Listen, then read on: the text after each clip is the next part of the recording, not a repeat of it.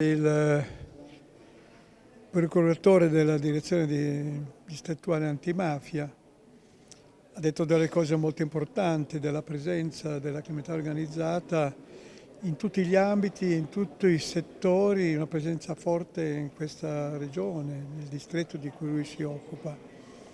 Ma nella sua denuncia così attenta, rispettosa, puntuale, c'è una sottolineatura che dice che vede poco il ruolo, l'impegno, l'attenzione anche della società civile. E quindi è giusto riflettere insieme. No, certamente da una parte c'è un lavoro dei magistrati, delle forze di polizia, ma se non c'è anche una risposta, un contributo, una presa di coscienza da parte dei cittadini di un problema che è un problema serio, ma molto serio, perché mafia e corruzione sono di parassiti che mangiano il sistema giorno per giorno dal di dentro, che ci impoveriscono tutti. E quindi prendere coscienza, scuotere le coscienze, assumerci di più la nostra parte di responsabilità è importante e fondamentale. E quindi il procuratore del distrettuale che denuncia tutto questo, con i dati alla mano, pone una grande riflessione. Oggi però la situazione nell'Italia, e quindi c'è la ricaduta anche in questi nostri contesti, è che a fare la differenza è l'indifferenza.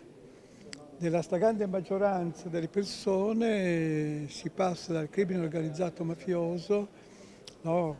Allora abbiamo visto le stragi, gli arresti di Matteo Denaro Messina, allora quello che è successo anche in questa provincia, l'altro giorno sulla droga a Silea. Tutto quello che tocca e poi passa velocemente. Si sta passando dal crimine organizzato mafioso al crimine normalizzato.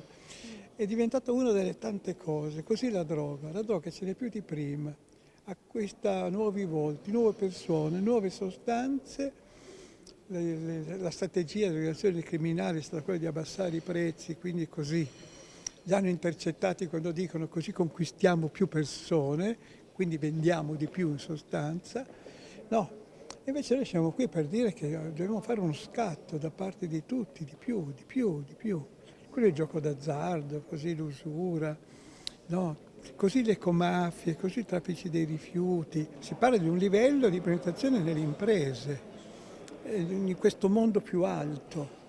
Oggi le mafie hanno una forza, una potenza, e allora voi trovate che in molti contesti il potere economico, quello inquinato evidentemente, il potere criminale e segmenti anche di potere politico vanno a braccetto, hanno delle connessioni, delle convivenze. E non dimentichiamoci anche della presenza in molti ambiti della massoneria deviata. E quindi dobbiamo prendere coscienza di tutto questo. Prendere coscienza in tutto il nostro paese, perché non c'è regione d'Italia perché può considerarsi esente.